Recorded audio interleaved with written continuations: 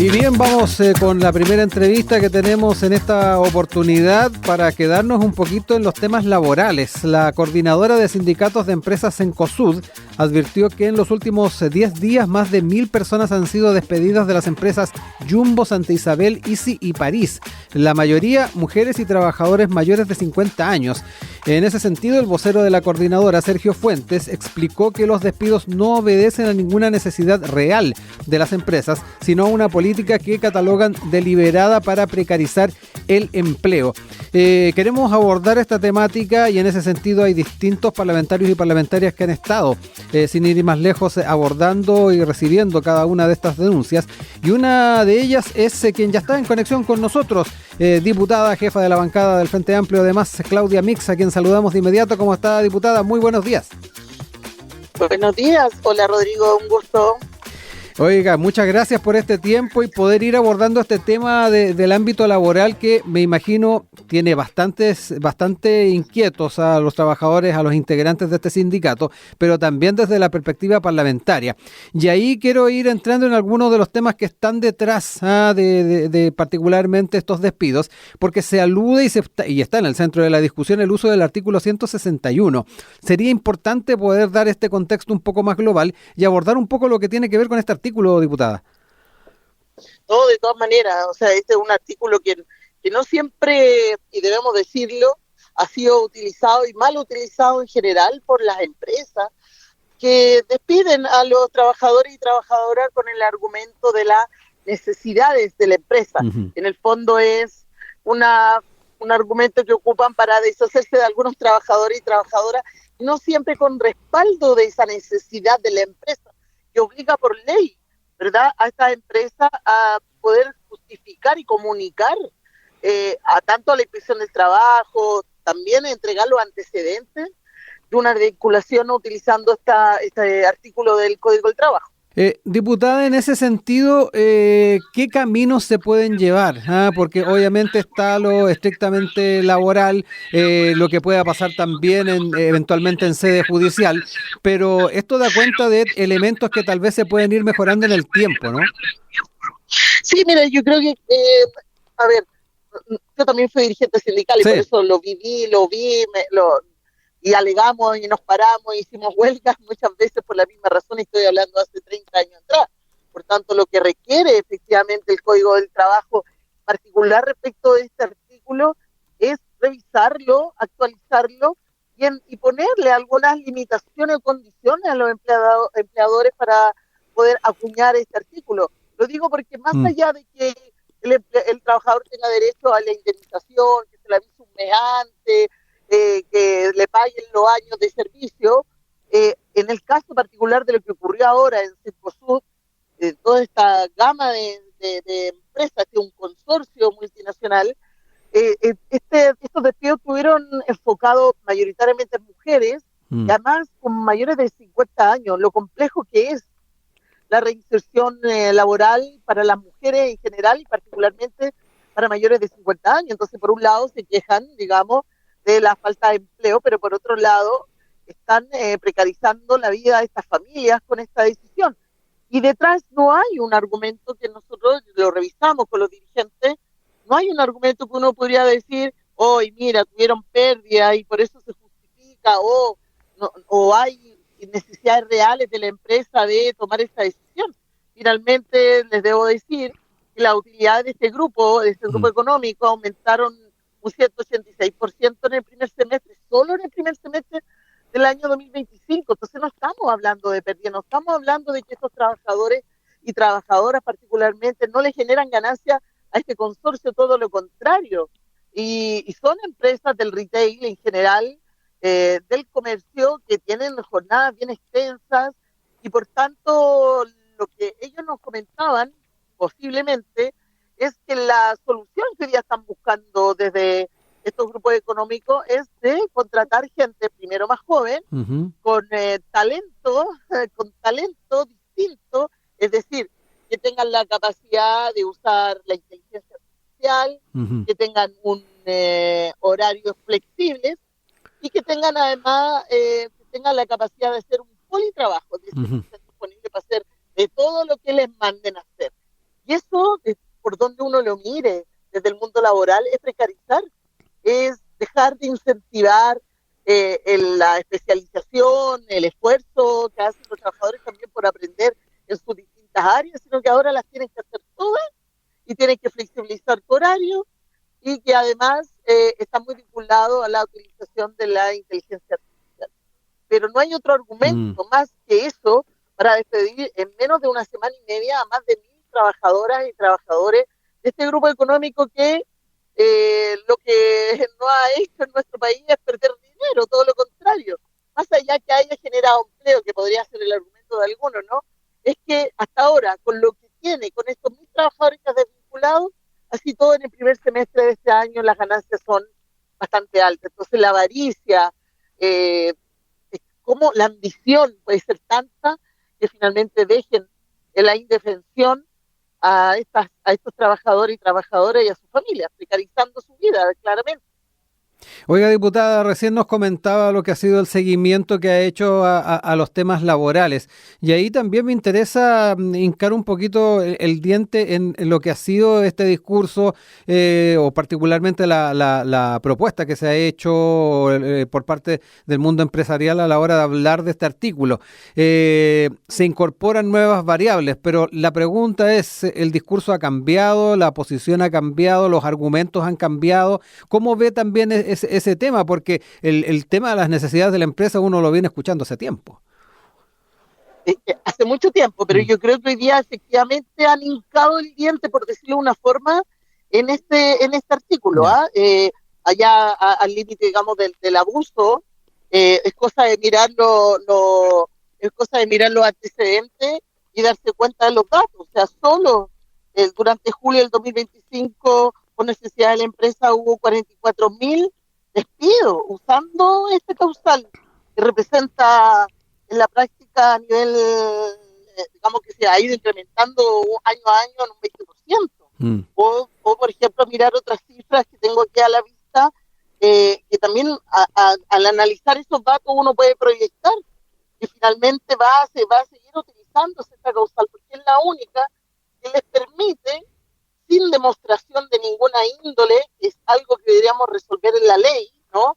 Modificar este artículo y obligar a las empresas a demostrar con hechos que hay una necesidad de la empresa, pero teniendo a la vista también la necesidad del trabajador, sobre todo aquellos, como ha ocurrido en este caso, que son las personas que llevan más tiempo en la empresa, más de 10 años en las empresas, y además en una edad que después es muy difícil reinsertarse en el mundo laboral, y que además, como son grupos económicos que abarcan grandes, 30 empresas, particularmente este grupo económico, ¿de qué manera esta persona que trabajaba en Almacenes París después se puede ir al Jumbo si es el mismo empleador?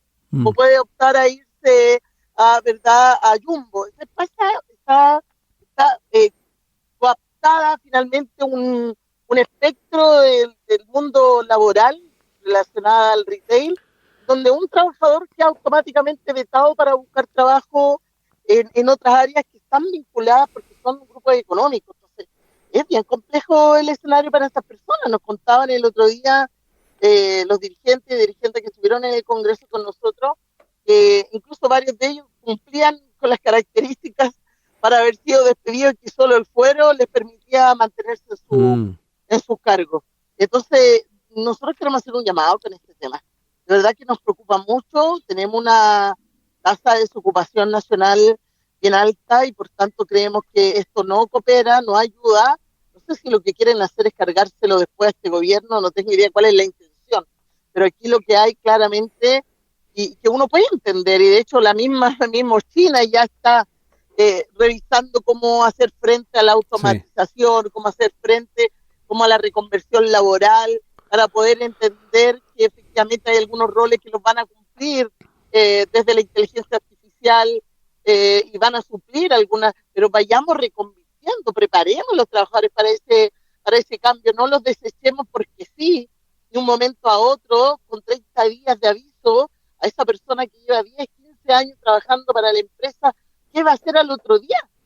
Entonces, yo hago ese llamado, Rodrigo, que uno entiende el avance de la tecnología, pero no podemos desechar de un momento a otro sin entregarle herramientas, sin darle la oportunidad de poder buscar otra alternativa, no solo en el mismo rubro, sino que en la misma empresa, para poder ir haciéndose cargo de estas nuevas tecnologías. Entonces, estamos bien preocupados y me parece también que el argumento de las 40 horas, que también ellos nos comentaban, que más de alguno de los jefes se los decía, también es un argumento que ya se ha echado abajo, no solo por la candidata presidencial Yanis Jara, que también es cosa de mirar las cifras. Recién vamos en la rebaja de los 45 a las 44 horas, todavía no llegamos a los 40 horas, no es que haya generado un colapso en las empresas, basta mirar las ganancias. Entonces creo que hay mucha excusa, poca solidaridad, mucha avaricia, mucha ambición, poca empatía. Creo que hoy día es necesario ya ponernos las coloradas y quienes entendemos el mundo sindical, quienes entendemos el rol que cumplen los trabajadores y trabajadoras, creo que es urgente hacerle esa modificación al Código del Trabajo, al artículo 161, sí, que ha sido utilizado de forma abusiva. Oiga, diputada, en ese mismo escenario, ¿quiénes están llamados a avanzar en aquello? De alguna manera también usted ha hecho un llamado al Ejecutivo a tratar de impulsar esta reforma al código, al artículo, perdón. Pero bien importante saber cuánta agua hay en la piscina para ir avanzando en esto. Sabemos que estamos en un contexto electoral, es un tema que tenemos que mirarlo a más largo plazo, pensando en la próxima administración. ¿Cómo ve también ese escenario a la hora de poder hacer frente a esta situación y efectivamente desde lo estrictamente legislativo tratar de avanzar? De acuerdo, muy de acuerdo. Mira, yo creo que hoy día es difícil que alguien vaya y se case con un compromiso de esta naturaleza, sobre todo porque va a tener la crítica de la generación del empleo, etcétera, que supuestamente iría contrario a ese fin. Yo creo que no, pero yo, de hecho, lo que hablamos con estos dirigentes es que le propusimos que emplazaran a los candidatos presidenciales para que se pronunciaran al respecto, pero más allá de aquello, yo creo que hay algunas modificaciones que tenemos que empujar, independientemente de quienes estén hoy día en la campaña, digamos, presidencial, porque hay otras cosas. Mira, de hecho, por ejemplo, yo estoy empujando hace rato, a propósito también de las trabajadoras del retail, ¿ya? Me tocó hace ya más de 2 años recibirla en la Comisión de Mujeres y Equidad de Género, y además en el mes de la concientización de la prevención del cáncer de mama, te lo comento. Nosotros hoy día en el Código del Trabajo se considera media jornada para exámenes preventivos, tanto para trabajadores y trabajadoras, media jornada. Todos sabemos, y seguramente quienes están escuchando, que media jornada en un año es insuficiente para poder hacerte cargo de tu salud, ¿no? De ir y tomarte la mamografía o el examen de la detección del cáncer de próstata, ¿verdad? Que son hoy día las 2 causas de cánceres más altas y las que provocan más muerte en los hombres y mujeres en nuestro país. Entonces, si nosotros miramos ese tipo de iniciativas como esta, por ejemplo, y que nosotros hemos propuesto, ya llevamos 2 años tratando de que se tome esa iniciativa de aumentar de media jornada a 2 jornadas en el año, entendiendo que podría extenderse esa toma de examen. Ahora hemos conversado ya con el Ministerio del Trabajo y ellos nos decían, mira, nosotros podíamos quizás acceder a una jornada completa y quizás al segundo día, como un día compensado en caso de que ese trabajador, demostrando que requiere tomarse más exámenes porque se les detectó algo, pueda después devolver el segundo día. Bueno, es parte del debate y la discusión que podemos tener. Lo que está claro es que media jornada para detectar alguna enfermedad o simplemente ir a tomarte el examen preventivo es insuficiente. Hoy día uno se encuentra a diario con mujeres, a mí me pasa mucho en el territorio, que les pregunto, ¿te tomaste la mamografía? Y no, hay mujeres de más de 50 años que nunca en su vida se han tomado una mamografía. Entonces, también tiene que ver con una política sanitaria. Todos sabemos que prevenir es más barato que curar. Claro. Entonces, yo creo que hay hartas deudas respecto al mundo del trabajo, sobre todo a los trabajadores y trabajadoras del retail, que tienen jornadas extensas, que no les dan permiso para ir a tomarse estos exámenes preventivos, y ahora más encima están siendo desechados porque con el argumento absurdo desde mi punto de vista, porque siempre puede caber la posibilidad de preparar a tus trabajadores para asumir nuevos desafíos con este argumento, ¿verdad?, de la automatización. Este es un debate que se está dando a nivel mundial, Sí. tenemos que hacernos cargo, pero no desechemos a los trabajadores y a trabajadoras porque sí, con el argumento de la necesidad de la empresa, ¿no? Porque todavía te generan esos trabajadores que quieren desechar, todavía te generan las ganancias, y están los datos, ¿no? No es que estén perdiendo con ellos. Entonces yo creo que hay hartos desafíos, Rodrigo, en el mundo del trabajo, tanto para el cumplimiento, ¿verdad?, de la rebaja de la jornada, Sí. que es difícil de llevar a cabo, pero también de la reconversión, también de los exámenes preventivos, también del fomento de la sindicalización, del fomento de la negociación colectiva. Chile es uno de los países que tiene más bajo porcentaje de negociación colectiva a nivel mundial, el 8%, Sí. nada más. Sí, diputada. Entonces Sí, no, tenemos harto que hacer en este mundo del sí, trabajo. qué bueno que menciona también el tema de la negociación, porque uno empieza también a hacer un poquito de memoria de lo que se ha tratado de sacar adelante. Obviamente se han logrado aprobar leyes bien relevantes, 40 horas, salario mínimo, en fin, pero hay otros temas que se han quedado ahí a la expectativa de poder avanzar, como es, por ejemplo, la negociación ramal. Recordemos que se generó una mesa de trabajo, llegaron obviamente el gobierno, los sindicatos, pero no llegó el gran empresariado, llegó parte de quienes forman parte también de las pymes. De alguna manera también está el llamado a discutirlo, a debatirlo, a buscar también consensos.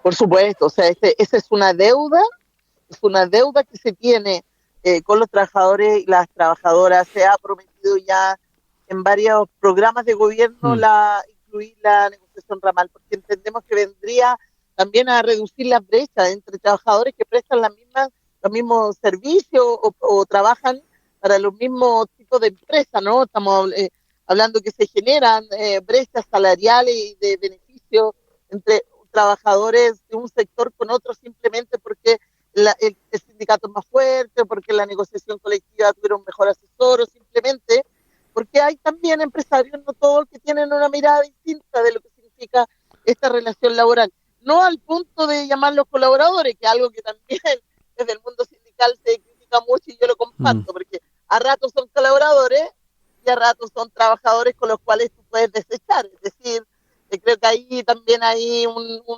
lenguaje, un relato que en un momento pareciera ser empático respecto a la relación que tú estableces con los trabajadores, pero a ratos se transforman en trabajadores desechables, que no te sirven, que no te producen y que además les cohibes, les impides, porque eso es lo que va a ocurrir con estas personas que se están despidiendo, la posibilidad de reinsertarse al mundo laboral por la edad, porque finalmente estuvieron 15 años desarrollando la misma función, 10 años haciendo lo mismo, y van a tener que buscar trabajo en el mismo rubro, en los mismos grupos económicos que las están desechando. Entonces se hace muy difícil, en la mayoría de ellas además son mujeres. Por eso que me genera mucha rabia lo que está ocurriendo, mucha empatía y, por cierto, mucho compromiso y nos pusimos a disposición de ello para lo que haya que hacer. Si hay que ir a hablar con nuestra candidata, sería bueno generar ese diálogo, ver cuál es el compromiso en estas materias que va a tener. Pero como este problema lo estamos teniendo ahora mismo, también el llamado a la Dirección del Trabajo que fiscalice los argumentos de la empresa, que pueda mirar en detalle si efectivamente el argumento de la necesidad de la empresa se justifica para estas desvinculaciones, y claramente lo más probable es que todos estos casos terminen en juicios laborales. Que también ahí hay una deuda, ojo. Sí. También hay una deuda respecto a los tribunales de justicia, los tribunales laborales, que deberían, ya por ley, se supone, tener procesos judiciales que duraran un mes. Están todavía con 6 meses, hasta un año, y finalmente lo que ocurre es que los trabajadores terminan desistiendo y terminan aceptando lo que les ofrezcan, porque nadie sostiene tanto tiempo una situación en la cesantía cómo se daría en este caso. Uh-huh. Yo quiero recordarles que estamos en conversación con la diputada Claudia Mix, diputada del Frente Amplio. Hemos estado ahí abordando temas laborales. Diputada, ¿le puedo preguntar de otro tema? Sabemos que estamos en pleno presupuesto 2026. ¿Cómo ve que se va encaminando esa discusión? Bueno, está recién la discusión en las subcomisiones, en las mixtas. En el Senado ahí participan principalmente los parlamentarios que son parte de las comisiones de Hacienda.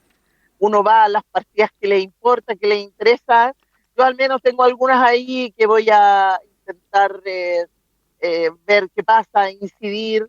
Nos preocupan mucho algunos anuncios y que queremos ver si son ciertos o no, y hasta dónde podría afectar en algunos casos algunos programas, principalmente que tienen que ver con las personas mayores en nuestro país. Hay un programa del Ministerio de Salud que funciona en los CEFAM, que tiene que ver con los adultos mayores autovalentes, y que el lugar que voy, que me encuentro con personas mayores, me piden que por favor cuidemos ese programa, que no le bajen los recursos. Creo que no estaba muy bien evaluado, entonces tenemos que mirarlo, pero que efectivamente logra en la comunidad de personas mayores un importante impacto, y por eso hay que cuidarlo. Quizá hay que ir a mirar qué pasa con eso. Por eso que es importante estar pendiente de lo que ocurre en el presupuesto. Nosotros sabemos que no vienen los mismos recursos que el año anterior, sí, que hay algunos ajustes, y por eso que lo que nos preocupa principalmente es que no afecte, que no incida en aquellos programas que son importantes para las comunidades.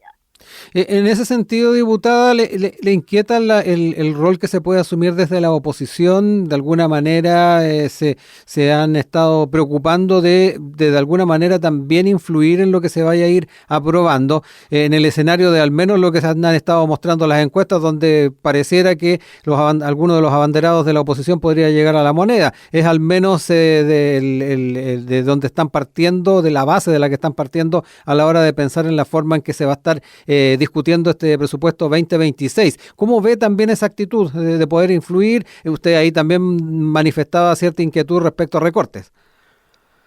O sea, claramente, lo que pasa es que los recortes nunca van a llegar a lo que ellos mismos han anunciado, además, porque lo que nosotros hemos hecho en todos estos años es fortalecer al Estado, fortalecer los programas que van en directo beneficio de la ciudadanía. Por tanto, creo que ahí hay miradas distintas del mismo tema, porque hoy día podrían salir a bloquear o a votar en contra en alguna reducción, y quizá uno podría compartir el argumento de fondo, pero si ellos han anunciado abiertamente como oposición, varios de los candidatos de oposición, que llegando a la moneda van a reducir, incluso uno de ellos, 6.000 millones de dólares, hasta ahora no sabemos dónde, y por más que uno le dé una vuelta y los expertos le den una vuelta al tema, no podría sino ser que afectara a programas sociales. Entonces sería una contradicción en sí mismo el discurso, ¿no? Entonces, mira, yo creo que al final lo que se ha demostrado es bastante responsabilidad fiscal. El gobierno logró reducir las deudas fiscales, logró estabilizar la economía, por más que digan lo contrario, y también, y así lo planteó el presidente, hay una responsabilidad fiscal detrás. Por tanto, yo creo que lo que se va a recortar va a ir en líneas distintas a aquello que pueda afectar lo que ya hemos logrado en avance, sobre todo en programas sociales. Así que vamos a estar mirando. A mí me han llegado un par de minutos nada más. Hay un par de programas en los que yo he planteado mis preocupaciones, que uno de ellos es el que les comenté, sí, pero viene recién ahora la revisión más detallada de los números, y ahí vamos a estar mirando cómo sostener por un lado la responsabilidad social y no afectar la responsabilidad fiscal. Lo que diga la oposición y sus legítimas aspiraciones a gobernar, creo que en el tema del presupuesto se generan hartas contradicciones.